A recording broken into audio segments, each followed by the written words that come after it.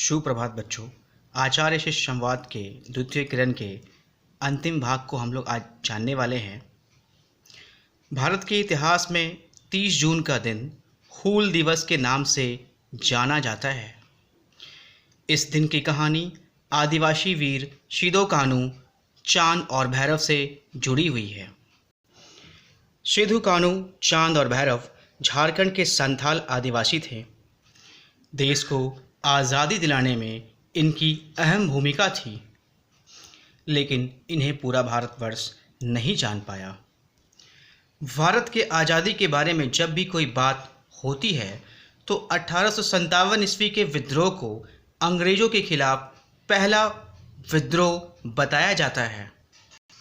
लेकिन 1857 ईस्वी के पहले 1855 ईस्वी में 30 जून के दिन सिदो कान्हू, चांद और भैरव ने अंग्रेज़ों के खिलाफ पहला विद्रोह छेड़ दिया था।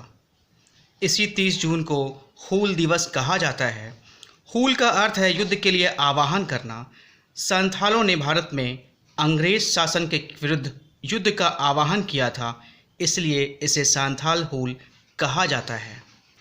अर्थात 30 जून 1855 ईस्वी में सिदो कान्हू, चांद, भैरव ने अंग्रेज़ों के खिलाफ क्रांतिकारी बिगुल फूंका था।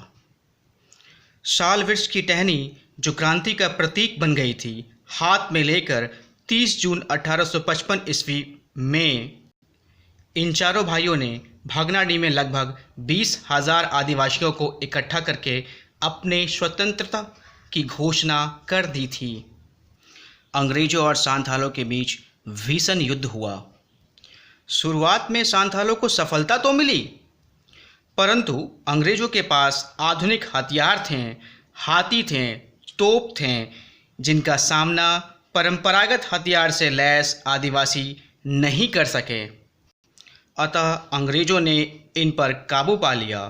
इन आदिवासियों को जंगल से बाहर निकाल फेंका।